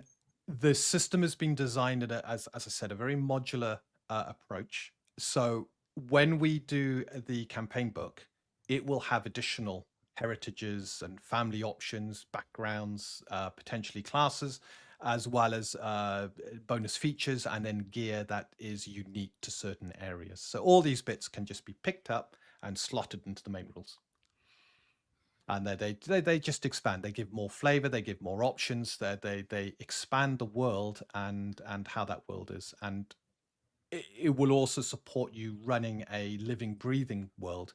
As much as I say we're all about character driven, and those characters live in a breathing world, and we want that world to be as simulated as possible. Even though the camera is pretty much focused on the characters, the world continues around. So you got to have those tools. Excellent. Well, I mean, it all sounds absolutely fantastic. Well, you know what? Let me ask you this. Let's talk a little bit about the art. Yes. About the art. Who's doing your art? Who's doing your art? We have the Noble artist has done the cover sheet to the so the kind of title page to the adventure. In fact, the Noble artist also did the two shadow stalkers there, and so he did the map as well. We've got a couple of other artists we use. Oh God, you're putting me on the spot. I'm just trying to think who. Yes, I am. Because the reason you put me on the spot is Vicky deals with all our artists, so she gets the art briefs and she does all of this. So she certainly wasn't pre-planned to make you sweat. No, that didn't. No. We have a number of artists we use across the globe. One of our recent ones is a Brazilian artist. He's absolutely amazing. Luke Eidenschink is another one that we use, black and white art. And the Brazilian artist, I forget his name, but he does. If you go to our Twitter, we've shared a few pieces, and Vicky's put his details on there. But he does very much black, white, ink wash, that kind of stuff. It's that classic feel you get. You almost feel you're going back to one of the old editions of D&D, AD&D, and looking at the art there. And it's beautiful, it's crisp, it's clean, and it conjures the age of high adventure. So there's a couple of artists we're using. We do not use AI art. The only exception is on things like thumbnails and stuff like that, where it's throwaway art. You just kind of get it generated, done. But anything we put out there for the adventures, especially anything that we're going to ask you to pay for, AI art is not any part of that. I find it has its place, but I find it quite soulless, and I want the touch of a real artist. A real artist also does something that we like, which is we describe what we're after. Port Orion was a good example. I got this vision of Port Orion. Vicky took my vision, went to the artist. The artist then went, okay, let's put this, in a visual, and they've come back with something which kind of matches it, but is different. And I'm looking at it and I'm going, wow, actually, that's better than what I imagined. And that's the beauty of working with an artist. They explore things you don't explore, and they allow you to kind of expand what your initial vision was and fill in the blanks. So yeah, we got a lot of artists. I think we've actually got we've got an artist tab on our website, and that's got a list of all the artists on there. Oh, there we go. You can check that out. And some of their art. Um, So there we go. Yep, Jacob Kaiser. yeah, Yeah, so what's we that? got quite a few we've worked with over the years, and yeah, Very, very cool stuff. And you're absolutely right. Lovely old school vibe from some of these, and a lovely new school vibe from yeah. some of That these. was I was yeah. Dorian was one of our first artists, Gwelshmai, and he. This was when we were focused on the sci-fi side of things, and his sci-fi art Mhm. was absolutely incredible. Really loved Yeah, it. that is sumptuous, dude. That is very good looking. Well, that kind of takes us into another direction. Um, and it says right down there more on that in the future, but let's talk a little bit about the sci-fi angle, if we can. Yep. Um, so when you approach the sci-fi system, when we were talking earlier about, I don't mind open systems where it's just like same system, everybody's got silver spacesuits now instead of silver armor. Otherwise, keep on trucking. But then on the flip side, it's like, no, this is very specifically just for this science fiction. When you go out there and you jump into the sci-fi, are you going to keep are you going to keep the system? You just gonna are you going to clean sheet it? How are you thinking you'd approach that? That's a really interesting question in that it's the classic why do fantasy systems tend to be more accepted than a sci-fi system, and why do sci-fi systems, and I'm looking at Shadowrun, in that I'm trying to think of a few others, Star Wars obviously, why do they tend to be very heavily tied into the world that they're built in? And it's that fantasy has a kind of very firm, strong foundation that everybody can relate to, and that goes back to people like Tolkien, Conan, Howard, stuff like that. Whereas sci-fi tends to be very flavored depending on who you're going back to. So Dune is very different to Asimov stuff. So Herbert, Asimov, you got all these great sci-fi writers, and all of their worlds are incredibly different from one another. Whereas fantasy has Mhm. more of a kind of shared lineage. So Sure. I mean, a guy with a sword walking through Hyboria would not be uncomfortable also walking through, uh, you know, Hobbiton, whereas a guy yeah, in a still suit with a pellet stunner would feel a little bit out of place in Los Angeles of 2019.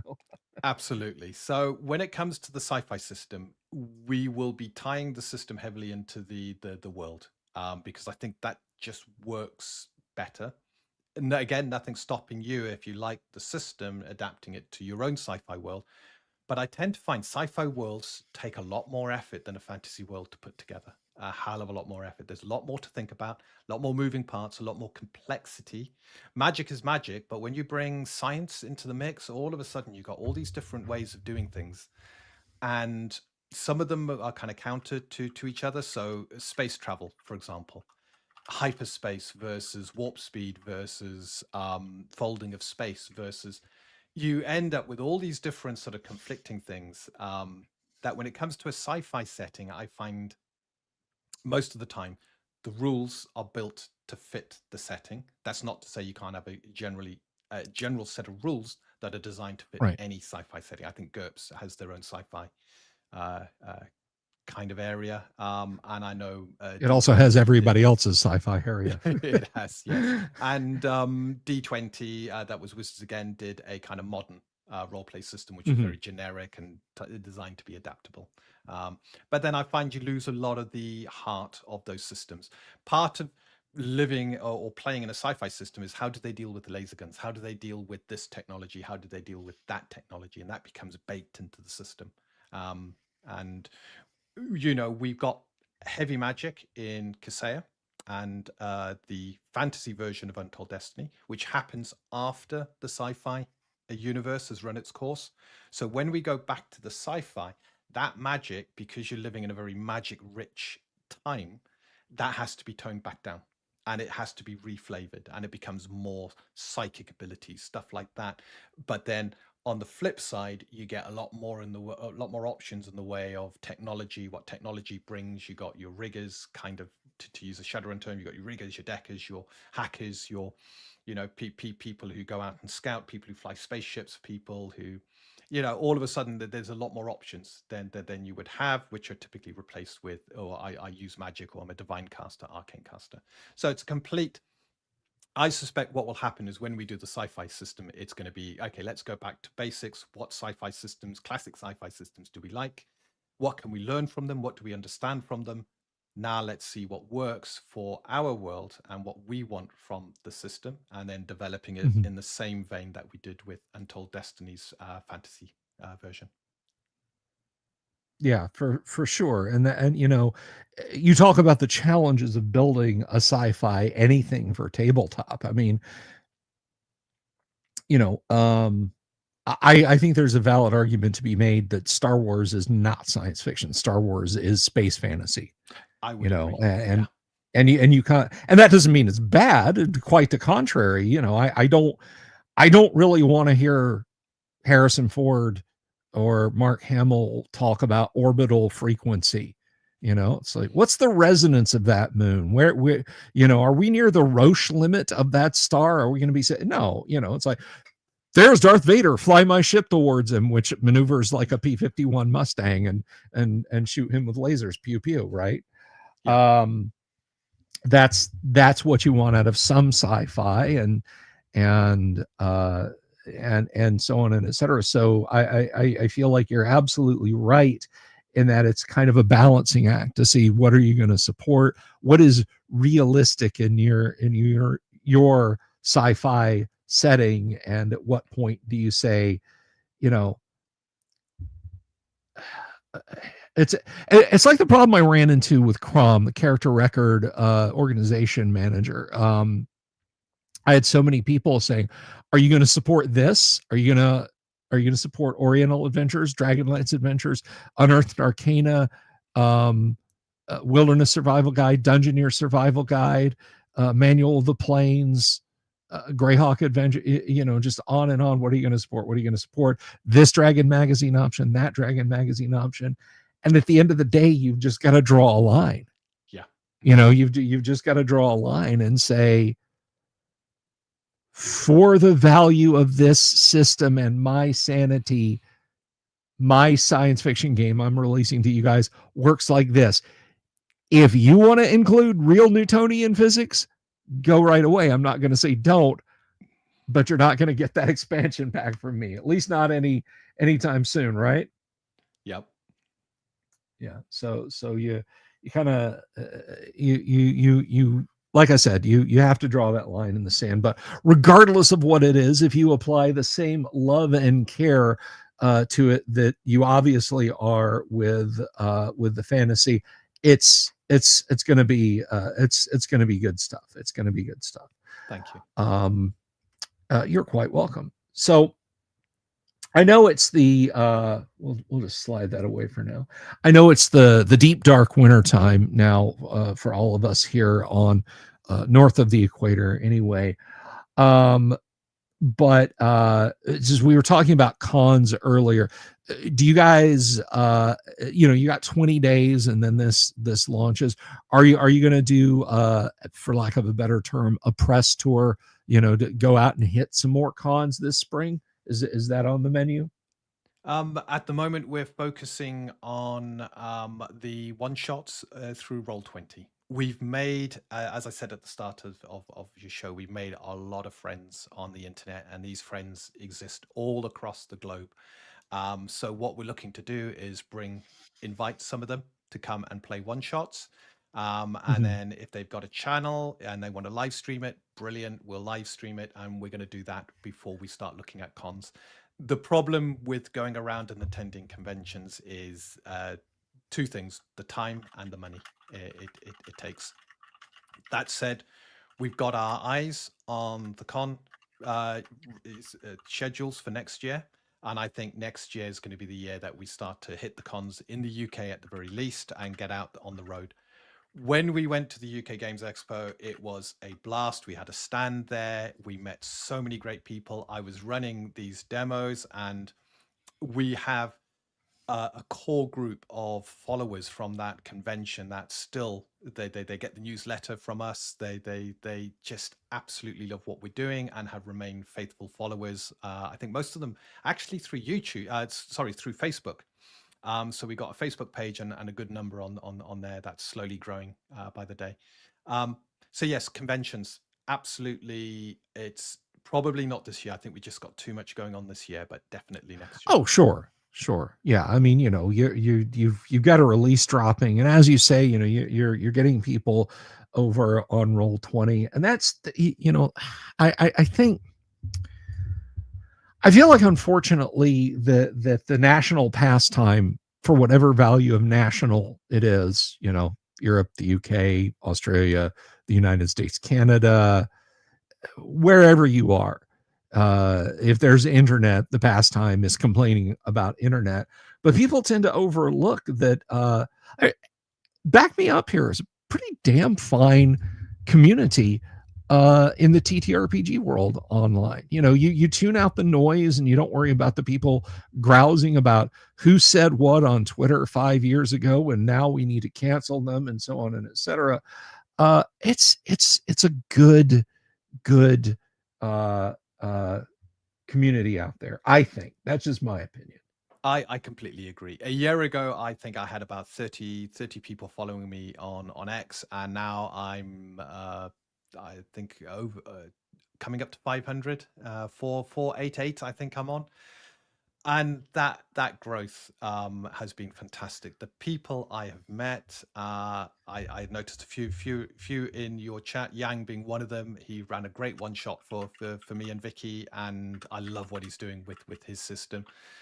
The Empire, the Undying Sun.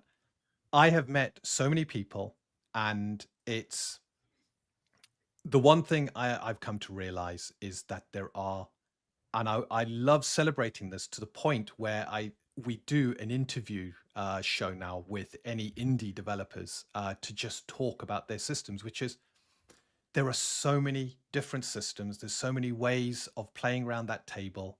I've always had one. I've got a set of rules for getting the most out of your game, and the top of that is rule number one, which is you've got to run the style of game you want to run, and you got to have players who want to play that style of game around the table. And the moment you get that match, and that varies from table to table, the moment you get that match, that's when the magic happens. You can weave stories, you can play the games you want to play, even if that's right, guys, let's come together, let's roll dice, randomize the world, and let's see what happens. Two, come on, guys, get around the table, let's run this campaign, let's run this story. There's so many different flavors, so many different styles of playing, and I really want to celebrate absolutely every single one of them. That is great, and I think my occasional co-host Kyle from down in Australia sums it up great. He says the order of importance is snacks, people, setting, system. If you have the good snacks, people will show up and they'll want a game. And if you have a really great setting, the system doesn't matter that much. And there's your Maslow hierarchy of needs for a good TTRPG setting. And it sounds like you have you have seized that by the snack aisle and have taken it to a new just evolved it into a really cool philosophy. And I love the fact that you're reaching out to your early supporters and getting them in games on Roll20. I think that's really cool. So I had wanted to kind of discuss this. I get it if you don't really want to touch on this, but have you had any negative pushback from people like, oh, your game is to this, to that, anything that's just kind of rocked you back on your heel, just straight up, I don't like this. This is not in the sense of, well, yeah, it's not really for me, but just straight up like, don't you dare. Right. So we did a lot of when we launched at the UK Games Expo, and for several months after, in fact, the rest of that year, we were doing a lot of one shots in person. So we were attending. We got a group called the RP Haven, which is a role play group, and we're attending a couple of their kind of evening sessions and running one shots. So we were getting a lot of feedback, and either people are very polite and it's hard to hide emotions because people are happy to say when they don't like something, and they don't hide emotions when they're really enjoying something. And 95% of players were absolutely ecstatic, and strangely enough, it was the 5e players that had the most to say, which is when the kind of combat system clicked in, they were suddenly going, oh my god, this is awesome. That said, to bring back to your question, I have had a few players, and one of them was our saving throw system is I've drawn from first and second edition and basic D&D, which is you save against a type of attack. I've always loved that approach. So if it's a yes, and that's the best way to do it. That is the most logical, sense-making way, Yes. And then you have an attribute that could help against that attack. So dexterity to get out of the way of the breath, and constitution for poison, and so forth. The saves you have don't change. They're your innate resistance to those attacks. You can get tools to make you better, but generally your innate resistance is your innate resistance. It won't change. We don't have DCs that go up to make spells more difficult. If you're hit with a fireball from a low-level wizard, it's the same chance to resist as a high-level. The high-level wizard's just doing a ton more damage, and that's bingo. The power. Yeah. And he didn't like the fact his saves couldn't get better. And that was the one. And I was like, well, sorry, it's just the way it is. But this save of mine, I'm a wizard. And if I'm caught in a fireball or a dragon breath, I'm more often going to fail my save. And I went, yes, that's right. You're not good at getting out of them. But if you're hit with a spell, you're going to more likely pass your save because you are geared around resisting spell magics. I thankfully, and it may be people are just polite, but thankfully I've not had anybody come out and say, I really don't like the system. And I have had people who go, I wouldn't normally play a D20 system. I'm more of a Call of Cthulhu person, but I did enjoy my time in the one shot. I think it's a great system, but it's not for me. That's good. I mean, I can honestly say, in the developer side of things, I am not a games developer. There will never be a fantasy RPG by Bill Sully. That's just not my thing, man. You can't perfect on first edition, Bill. I can't. I can't. It's like, well, what would be the perfect RPG then, Bill? It's that one right there. Yeah. It was written by a guy in Wisconsin in 1974. But it astounds me that there's people out there who can roll up their sleeves and say, okay, I'm going to make a game. I'm going to make this work. It's like, we had Rob Kuntz on over the holidays, and I don't know if you caught that. Rob is scary smart when he starts talking system design. Rob getting rolling on system design is like standing next to a high-speed lathe that makes artillery gun barrels.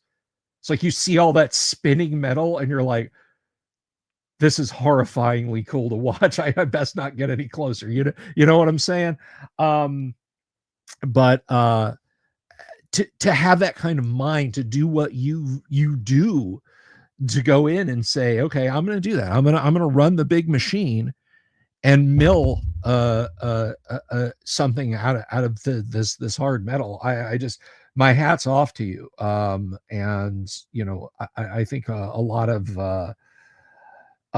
criticism that gets leveled at systems is, it's like, but what did you do today? Kind of thing. And I think it's just brilliant that you're out there and we're getting a new system. But the one thing that you touched on that I have found this to be true is you talked about sitting down with 5e players and watching the lights come on. And I have had that same experience where I've sat down with 4e players, 5e players, and said, this is original D&D. This note card is your character sheet. You need 2d6 and a d20. That's it. And people go, wait, I can just do anything?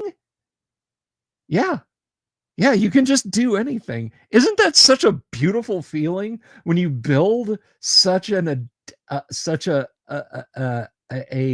agile, lightweight system like you've done here?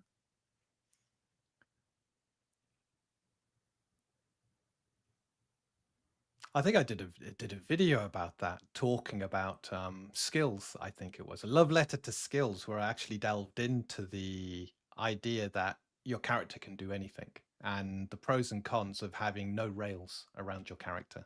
And for players, I remember back in the day that introducing people to second edition and having them around the table, and you turn around and say, well, you can do whatever you want. And if you've got a good group, they guide that player. But I've seen tables where they just go, well, you can do what you want. And they're like, well, what can I do? Oh, whatever you want. Yeah, but I don't know what I can do. So what can I do? And this is a new player. And the table just go, oh, whatever you want. And no guidance, nothing's provided. And the experience is quite jaded. They often leave the table, never to return. But that said, there is some freedom, and I've tried to adapt that, have a structure around combat, but have the freedom that you can do what you want to do. The way the system works is you're pretty much, and again, went back to the classics for this, your attribute is what matters the most. If you want to do something, you're rolling dice plus your attribute, and that's it. Mm-hmm. There's no other pluses coming in and stuff like that. So yeah.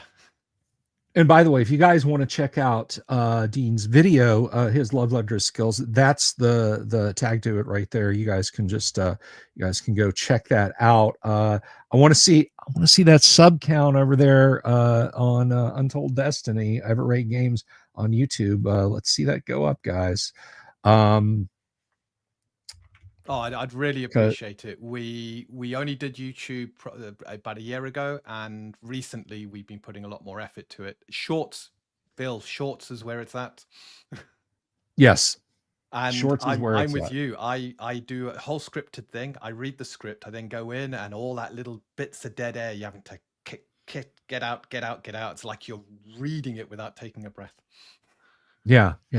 I mean, the praxis, it's right here, and I don't hoard this as some secret sauce. Anybody that wants to do this, I'm sorry, I'm getting on my YouTube Shorts high horse. I promise I won't be up there long, but literally find a fact, sum it up in 2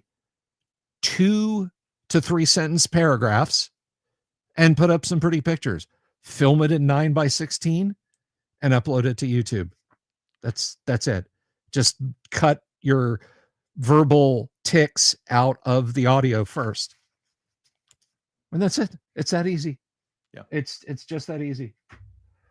So I did notice someone in the chat was asking for a discount code, and the discount code is complimentary. It means it's free. You don't have to pay for it.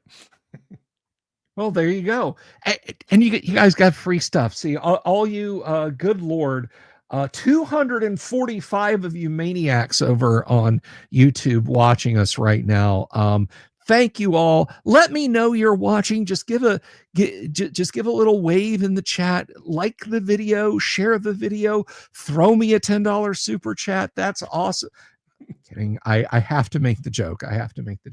But I do so appreciate it that there's so many folks out there just watching right now, not just for me, but for our lovely guest out there, because he's got something cool going on here. I mean, guys, even if all you care about are maps, my mantra, hey, at least I can get a map out of it.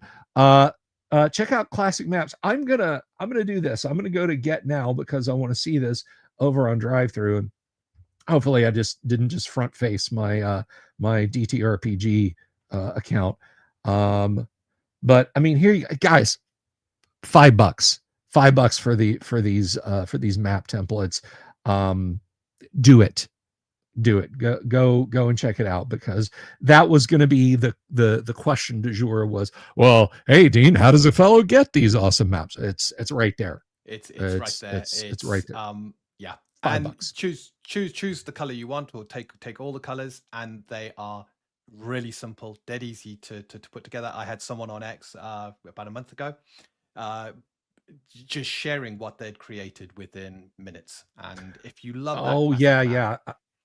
I remember that. That just gorgeous, just absolutely gorgeous stuff. yeah, I mean, you want to hand something to somebody and watch their eyes pop out and then go, what the? They're just like old school.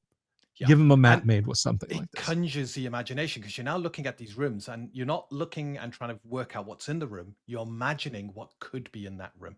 And then when the DM starts describing, you start to fill in the furniture of that room. And I always Yes. found classic maps they free the imagination rather than hamper it and tell you this is the only thing you can see.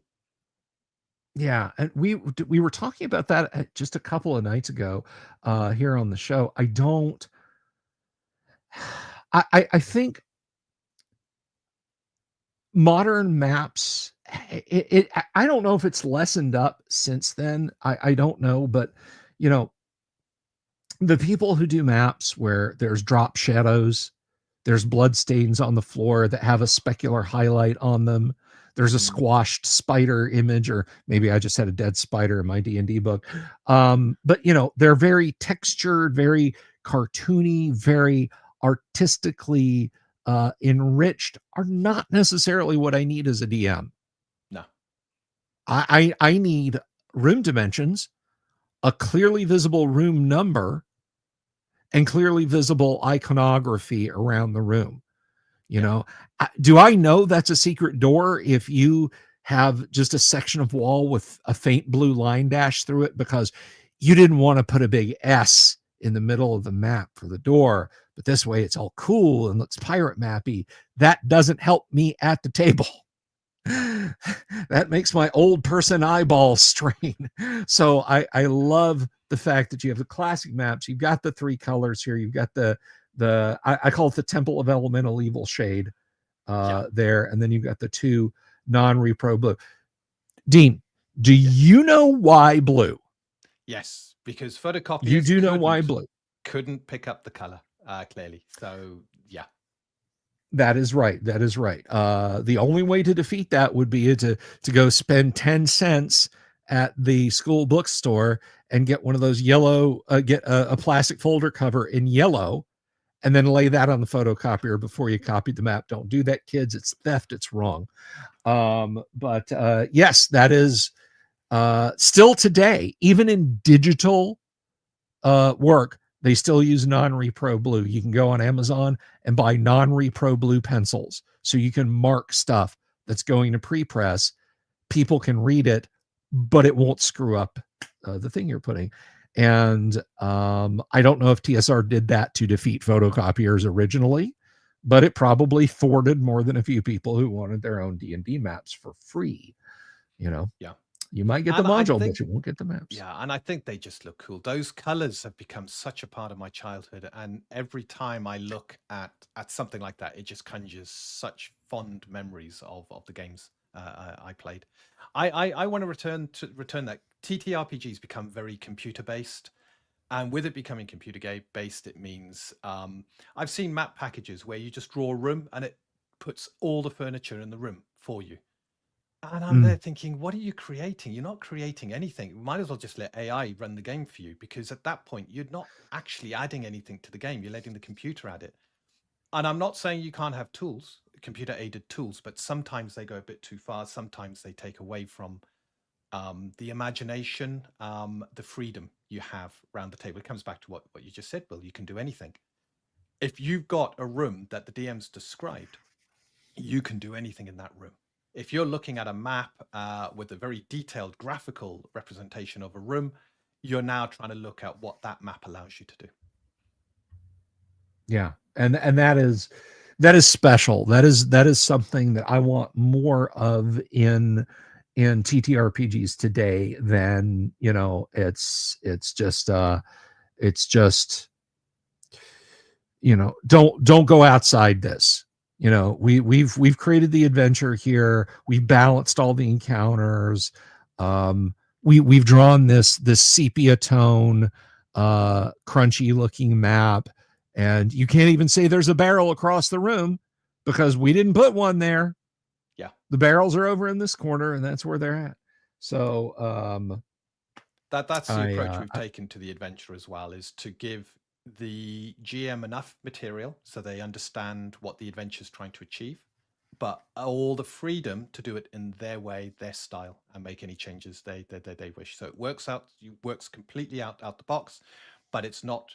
I haven't got, when you come to this room, read this description. I've got the points of interest in the room highlighted, and that's it. Mhm. You can then add whatever you want, take whatever you want away. It's completely up to you. Yeah. I mean, if it's relevant to the room, yeah, then it needs to be there for the DM to see and interpret and read to his players. If it's not, then you're just wasting ink. Yeah, you're wasting electrons. Is the room a 10 by 10 garderobe with a hole in the floor and nothing else of interest?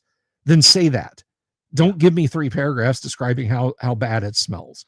yes. I can tell my characters, we've all been to a music festival and had to use the sandage on. We all know how bad it is, and we can all sort out and explain that to our players. I just want to interject real quick. North of the Rockies, thank you so much for the super chat, literally helping keep the lights on. Thank you, North of the Rockies. I do appreciate everyone's support here on the channel. I just did not want to let that slide by without saying that. But yeah, so there's, I mean, I feel like we've got enough to talk about that oh my gosh, we could bring you back, say, after this launches, maybe. That sounds fantastic. And I'll talk to Vicky about making that, and I'll make sure she can get on the show as well, because she has so much to say about this, and I couldn't have done this without her. It's definitely that's awesome. a team effort, And I gotta say, it was Vicky who originally reached out to me and was like, can we talk to you? And it's absolutely. I mean, right now you're saving my audience from watching me drink a pint and try and come up with interesting things to say about D&D. So, it's absolute joy having you here. Let's go ahead. I'm gonna put that URL up, guys. This is the easiest, link to a creator we've had in a long time.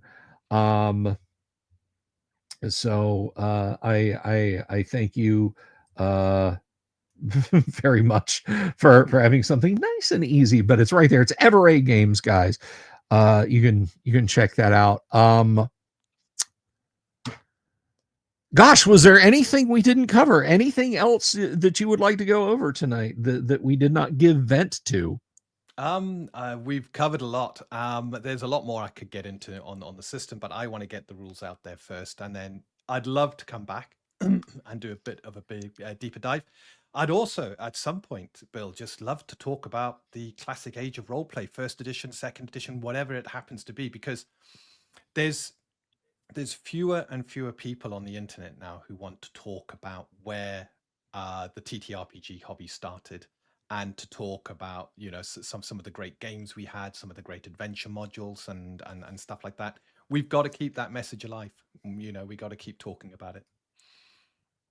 Oh, unquestionably, and that's what I'd like to do with my little tiny slice of the internet here, is give a platform. I mean, it always amuses me when people are like, Bill, you're such a scholar, you're so knowledgeable. Please go talk to the actual guys who did this. We're not talking about 1,000 years ago. You can actually call up somebody today who helped write original D&D and chat with them. We've got to We've got to take these times to talk to these creators, and I would love to talk to you about those times, about the history of that time. Maybe we can lure Paul Stormberg on here, the actual brain in the room when it comes to that, and we can all talk together. But I gotta I have to give a question here. My moderator, Wrench Gal Kabuki, wants to know the name of the panda over your right shoulder, left side of the screen for us. Who's the panda? So the panda's Binny, named after one of my first World of Warcraft character, but I have a soft spot for pandas, and so it wasn't a Pandaren. It's not based on a Pandaren. I just love pandas. I think they're the cutest animals ever. Yes, so Binny's there to just look after me and to bring me luck.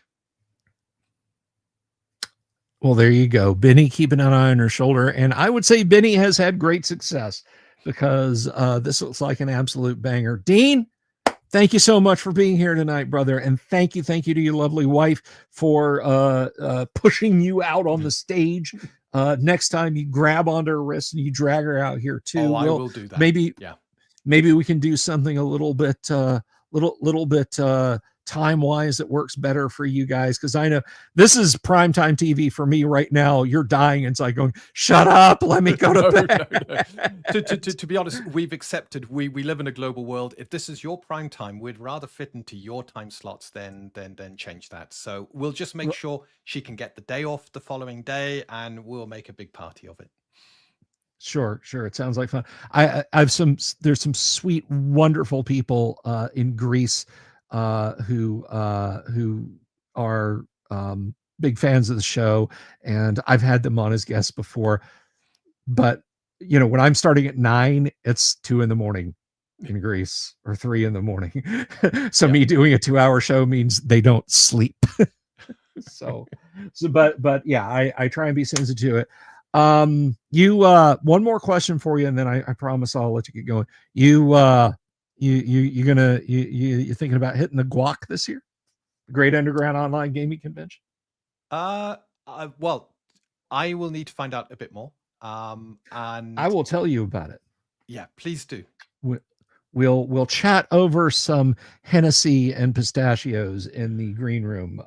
So help yourselves to those.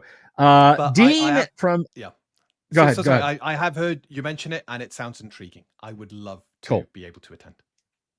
Excellent.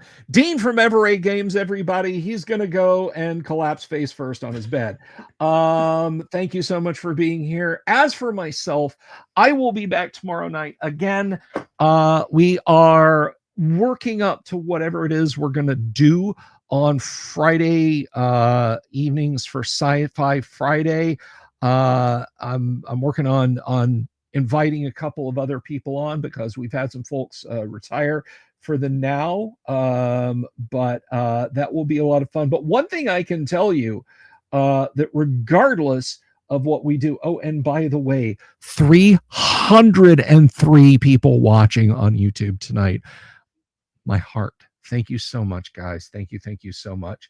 But regardless of what we do on Friday nights, this I guarantee you, it may or may not involve owl bears. Peace. Good night. Love you all. Have you seen my owl bear?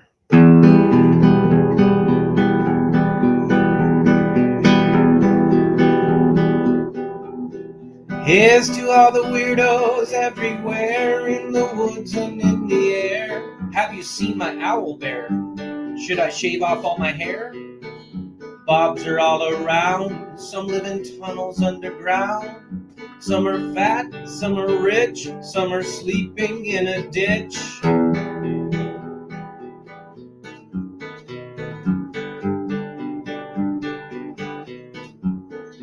Can you ride a crooked horse without a saddle, way off course? Naked as a toad, all the way to Smoky Joe's. Have you seen the little creep driving fast in his little green Jeep? He smells like fish and brandy, but his rotten teeth look dandy. Take me to the show, I don't care if fast or slow. From action flicks to dancing dicks, just take me to the show.